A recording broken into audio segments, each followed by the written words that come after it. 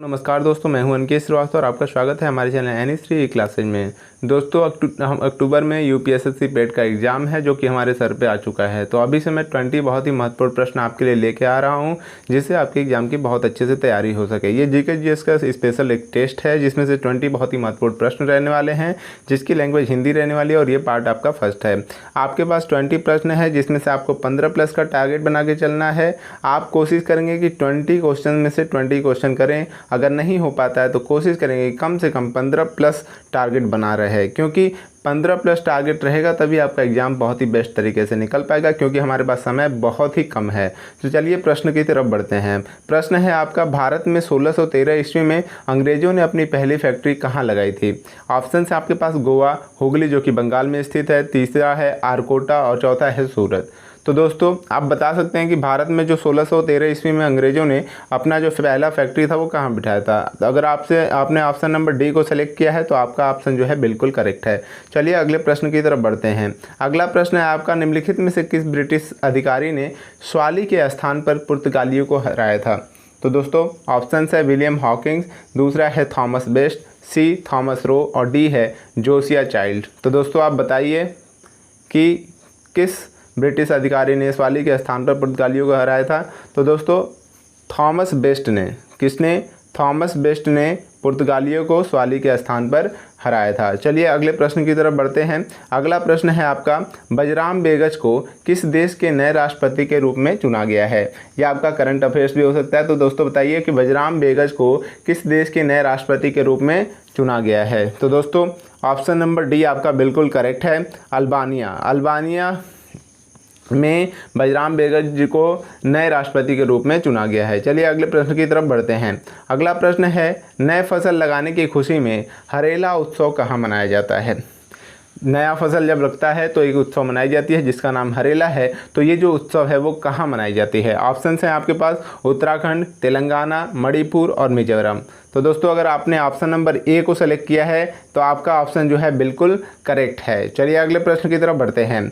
अगला प्रश्न है आपका, निम्नलिखित में से किस शासक ने दिन ए इलाही या तौहीद ए इलाही धर्म का पालन किया? ऑप्शन है औरंगजेब, बी अकबर, सी बाबर और डी है हुमायूं।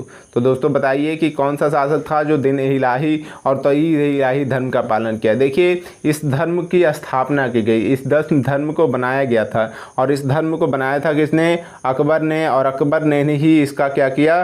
पालन किया था। चलिए अगले प्रश्न की तरफ बढ़ते हैं। अगला प्रश्न क्या है आपका? अगला प्रश्न है, मेगास्थनीज किसके दरबार में आया था? मेगास्थनीज किसके दरबार में आया था? ऑप्शंस हैं अशोक महान, बी चंद्रगुप्त मौर्य, सी बिंदुसार और डी है धनानंद। तो दोस्तों बताइए कि मेगास्थनीज जो है किसके दरबार में आया था? तो दोस्तों मेगास्थनीज जो है आपके चंद्रगुप्त मौर्य के दरबार में आया था। किसके दरबार में आया था? चंद्रगुप्त मौर्य के दरबार में आया था। चलिए अगले प्रश्न की तरफ बढ़ते हैं। अगला प्रश्न क्या है आपका? अगला प्रश्न है आपका, बेतवा नदी निम्नलिखित में से किस नदी से मिलती है? ए है गंगा नदी से, दूसरा यमुना नदी से, तीसरा ब्रह्मपुत्र नदी से और चौथा है सरयू नदी से। तो दोस्तों जल्दी से आंसर बताइए कि बेतवा नदी निम्नलिखित में से किस नदी से मिलती है? तो अगर आपने ऑप्शन नंबर बी को सेलेक्ट किया है तो आपका ऑप्शन जो है बिल्कुल करेक्ट है। बेतवा नदी जो है यमुना नदी से जाके मिलती है। चलिए अगले प्रश्न की तरफ बढ़ते हैं। अगला प्रश्न है आपका, सिंधु नदी किस पर्वत श्रेणी से निकलती है? तो दोस्तों बताइए सिंधु नदी जो है किस पर्वत श्रेणी से निकलती है? ए ऑप्शन है रोहतांग दर्रा, बी दक्षिण पूर्वी कश्मीर, सी कैलाश श्रेणी की उत्तरी ढलान और डी है कैलाश श्रेणी की पूर्वी ढलान। तो दोस्तों अगर आपने ऑप्शन नंबर सी को सेलेक्ट किया है तो आपका जो ऑप्शन है वो बिल्कुल करेक्ट है। कैलाश श्रेणी की उत्तरी ढलान से जो है सिंधु नदी बहना शुरू होती है। चलिए अगले प्रश्न की तरफ बढ़ते हैं। अगला प्रश्न है आपका, सूर्य के परितः चक्कर लगाने वाले ग्रह का वेग निम्न में से क्या होता है? ऑप्शंस हैं नियत रहता है, सूर्य के समीपतम होने पर अधिकतम होता है और सी ऑप्शन है सूर्य के अधिकतम दूरी पर अधिकतम होता है, या इनमें से कोई भी ऑप्शन नहीं है। तो दोस्तों बी ऑप्शन आपका बिल्कुल करेक्ट है, सूर्य के समीपतम होने पर अधिकतम होता है। ठीक है दोस्तों, अगले क्वेश्चन की तरफ हम लोग चलते हैं। अगला क्वेश्चन क्या है, निम्नलिखित में से भारत के उत्तर छोर से गुजरने वाला अक्षांश कौन सा है। दोस्तों ये बहुत बढ़िया क्वेश्चन है। आप बताइए कि निम्नलिखित में से भारत के उत्तर छोर से गुजरने वाला अक्षांश कौन सा है। ऑप्शन है आपके पास 97 डिग्री 25 मिनट, दूसरा है 68 डिग्री 7 मिनट, तीसरा है 37 डिग्री 6 मिनट और चौथा है 36 डिग्री 6 मिनट। तो दोस्तों आप बताएंगे कि जो निम्नलिखित में से भारत के उत्तर छोर से गुजरने वाला अक्षांश कौन सा है। तो दोस्तों आपका ऑप्शन नंबर सी बिल्कुल करेक्ट है, ये आपका उत्तरी अक्षांश है।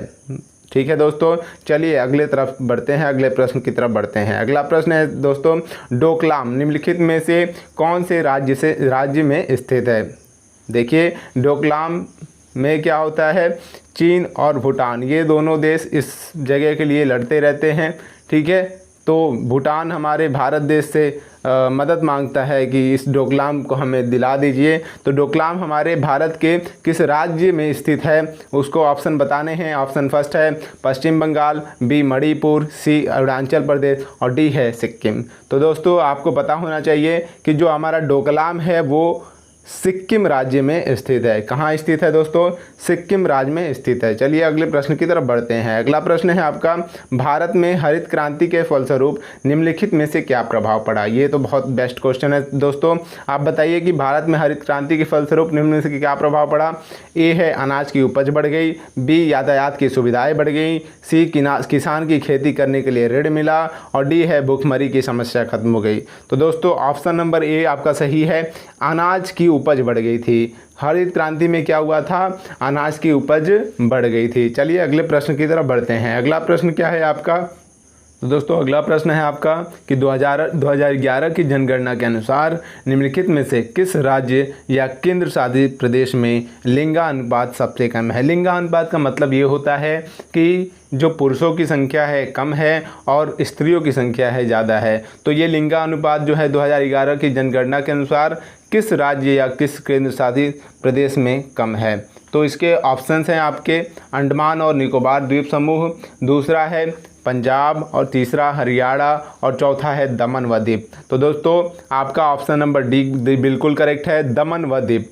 क्या दोस्तों, दमन व दीप। दोस्तों दमन व दीप में 600 पुरुषों के पे आपकी 1000 महिलाएं हैं। दोस्तों कितनी महिलाएं हैं, 1000 महिलाएं। पुरुष कितने हैं, मेल आपके 600 हैं और महिलाएं जो हैं फीमेल आपकी 1000 हैं। ठीक है दोस्तों, और इसी को हम लोग लिंगानुपात कहते हैं, मेल की संख्या कम और फीमेल की संख्या ज़्यादा होती है। चलिए अगले प्रश्न की तरफ बढ़ते हैं। अगला प्रश्न है आपका, भारत में धन शोधन निवारण अधिनियम कब लागू किया गया। तो दोस्तों ऑप्शन है 1998 में, बी 1999 में, सी 2001 में और डी है 2005 में। तो दोस्तों भारत में धन शोधन निवारण अधिनियम जानते हैं 2005 में लागू किया गया था। कब लागू किया गया था, 2005 में लागू किया गया था। चलिए अगले प्रश्न की तरफ बढ़ते हैं। अगला प्रश्न है आपका, आरबीआई का राष्ट्रीयकरण कब हुआ था।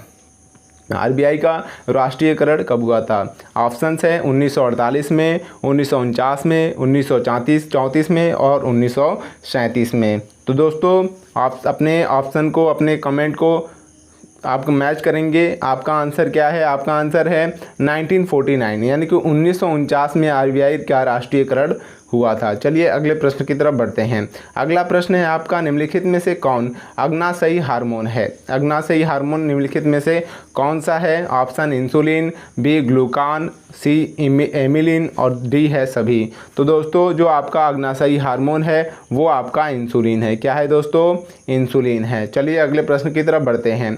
अगला प्रश्न है आपका, वर्गीकरण की सबसे छोटी इकाई क्या है। वर्गीकरण की सबसे छोटी इकाई क्या है। ऑप्शन है जीन, परिवार, प्रजाति या आदेश। तो दोस्तों आप बताएंगे कि वर्गीकरण की सबसे छोटी इकाई क्या है। चलिए दोस्तों अपने आंसर को मैच कीजिए। आपका आंसर है प्रजाति। प्रजाति जो है ये सबसे छोटी इकाई होती है वर्गीकरण की। चलिए अगले प्रश्न की तरफ बढ़ते हैं। अगला प्रश्न है आपका, निम्नलिखित में से कौन हरी पत्ती का प्राथमिक कार्य नहीं है। ये आपका साइंस से क्वेश्चन है, तो आप बताइए कि निम्नलिखित में से कौन हरित पत्ती का प्राथमिक कार्य नहीं है। ऑप्शंस हैं भोजन का निर्माण, बी गैस का आदान प्रदान, सी पानी का वाष्पीकरण और डी है भोजन तथा पानी का संचालन। चलिए दोस्तों, आप अपने आंसर को मैच कीजिए। आपका ऑप्शन डी करेक्ट है। भोजन तथा पानी का संचालन जो है आपकी पत्ती नहीं करती है।